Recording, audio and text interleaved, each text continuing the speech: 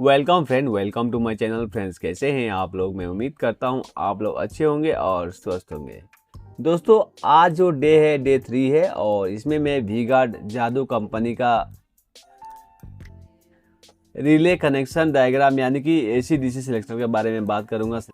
इस सेक्शन में relay work किस तरह करता है और एसी से और डीसी में जो सिलेक्शन होता है वो किस तरह होता है, इसके बारे में इस वीडियो में हम बात करेंगे। दोस्तों, इसमें दो रिले लगा हुआ है। एक रिले जो है कि आपका चेंज ओवर के लिए लगा हुआ है। दूसरा जो रिले है चार्जिंग का जो एम्पेयर है हाई लो के लिए, इसको यहाँ पे यूज किया जाता है। अब दोस्तों, ये कैसे काम करता है इसको डिटेल्स में हम लोग समझते हैं। तो चलते हैं डायग्राम की तरफ। तो जैसा कि दोस्तों देख सकते हैं, सबसे पहले हम लोग इसका कनेक्शन के बारे में समझ लेते हैं। यहाँ पे देख सकते हैं जो ट्रांसफार्मर जो सप्लाई आया हुआ है, वहाँ पे आपको दो सप्लाई देखने को मिलेगा। एक आपका लूप है 230 वोल्ट के लिए है, एक जो लूप है 300 वोल्ट के लिए है और न्यूट्रल इसका कॉमन है, ठीक है।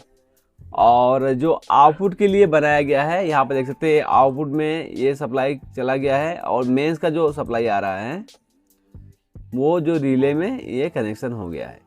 अब दोस्तों, इसकी जो आउटपुट होती है वो डायरेक्ट होता है, जैसा कि आप ऑन हो जाएगी और इससे कनेक्टेड ये रहेगा। जिस पीरियड में जैसे कि वोल्टेज जब मेंस आ रही है, उस पीरियड में ये मेंस ये इस वाइंडिंग से कनेक्ट हो जाती है और जब इसमें सप्लाई जो बनता है ट्रांसफार्मर, उससे बैटरी को ये चार्ज करता है, ठीक है।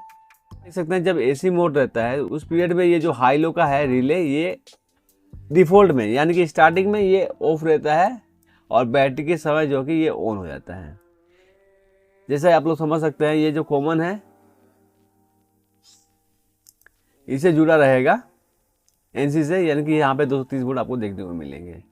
जब मेंस आ जाएगा उस पीरियड में ये जुड़ जाएगा यहाँ पे, यानी कि 300 वोल्ट में ये जुड़ जाएगा और जो चार्जिंग है वो नॉर्मल में करेगा, ठीक है, नॉर्मल में करेगा। जैसे वोल्टेज लो हो रहा है 90 के आसपास, 100 के आसपास आ जाएगा, उस पीरियड में ये फिर ऑन हो जाएगा और यहाँ पे जब वोल्टेज यहाँ कम में ये कनेक्ट होगा, उस पीरियड में क्या होगा, एम्पियर और बढ़ जाएगा, बैटरी का जो चार्जिंग का एम्पियर है वो बढ़ जाएगा। और जैसे नॉर्मल वोल्टेज है 230 वोल्ट, उस पीरियड में ये 300 पे सेट रहता है, ठीक है।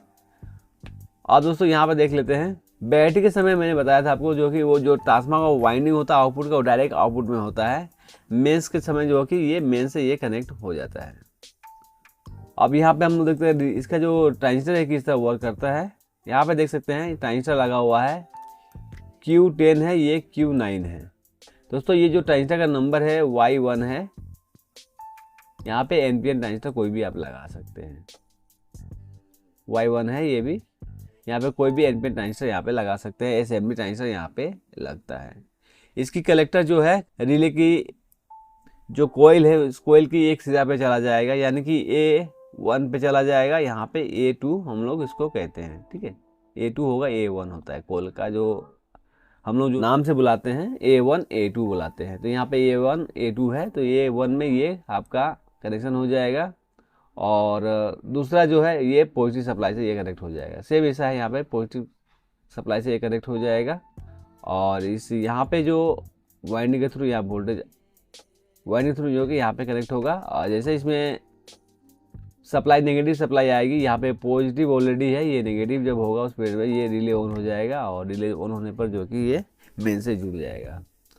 तो दोस्तों, अगर डिफ़ॉल्ट में यहाँ पे अगर सप्लाई नहीं प्रेजेंट है, ये जो प्रेजेंट वोल्टेज जो है 0.7 वोल्ट है, इसकी बेस पे अगर ये सप्लाई नहीं आ रही तो यहाँ पे आपको 12 वोल्ट देखने को मिलेगा, क्योंकि ये कोयल के थ्रू जो कि ये वापस यहाँ पे आ जाएगा।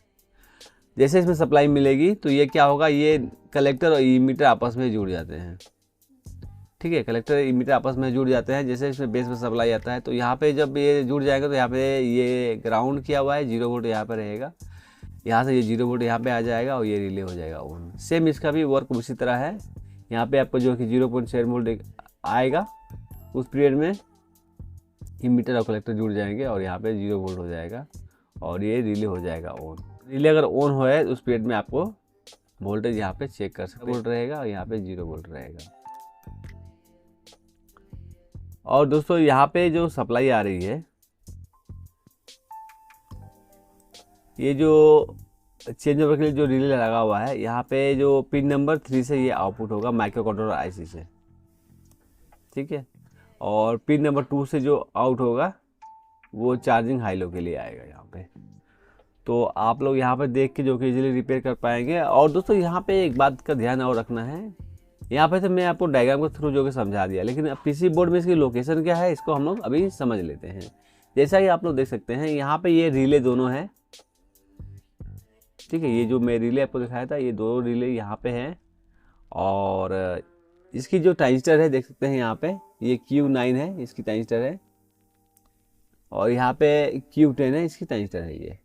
और यहाँ पे जो दो रजिस्टर है, यहाँ पे देख सकते हैं दो रजिस्टर, यहाँ पे दो रजिस्टर जो है यहाँ पे देख सकते हैं। अगर रिवर्स की वोल्टेज आए, यानी कि जब आप मेन सब सप्लाई दे रहे हैं तो जो एसी का कोड होता है उसमें अगर रिवर्स वोल्टेज आए तो यहाँ पे आपको चेक कर लेना है, ये रिले खराब हो सकता है, ट्रांजिस्टर खराब हो सकता है। या फिर मेंस देते ही आपको बीप का साउंड दे, तभी भी आपका ये सेक्शन का प्रॉब्लम हो सकता है। अगर मान लीजिए मेंस आने पर जो कि मेंस अगर उस वाइंडिंग से कनेक्ट नहीं होगा जो 220 वोल्ट का है, तो उस पीरियड में क्या फीडबैक इसमें नहीं आएगा। इसमें फीडबैक अगर नहीं आएगा तो ये बीप का साउंड देना चालू कर देगा। जब मेंस आप लगाएंगे तो बीप का साउंड देना चालू कर देगा। तो आपको देख लेना है, अगर मेंस देते ही बीप का साउंड दे रहा है तो आपको फ्यूज चेक कर लेना है। और फ्यूज ओके है तो यहाँ पे ये रिले को चेक करना है और इसका ट्रांजिस्टर को चेक करना है। जब तक इसकी जो सप्लाई है 220 वोल्ट उस वाइंडिंग में इनपुट नहीं होगी और तब तक इसमें फीडबैक नहीं आएगा। और फीडबैक नहीं आएगा तो इसका बीप का साउंड ये देता रहेगा। तो दोस्तों ये एसी डीसी सेलेक्टर के बारे में आप लोगों से मैं बात किया, ये कैसा लगा कमेंट बॉक्स में ज़रूर बताइएगा। अच्छा लगा तो वीडियो को लाइक कीजिएगा, दोस्तों में शेयर कीजिएगा और सब्सक्राइब करना भूलिएगा। और दोस्तों एक बात और है, इसमें सभी आप चेंज कर दे फिर भी ओके नहीं होता, यहाँ पर माइक्रो आईसी भी ख़राब हो सकता है, ठीक है। माइक्रो आईसी भी ख़राब हो सकता है क्योंकि माइक्रो आईसी पल्स अगर नहीं आएंगे तो ये वर्क नहीं करेगा। इस बात का आप लोग ध्यान रखना है। दोस्तों आज के लिए इतना ही। Thank you for watching, bye bye, जय हिंद।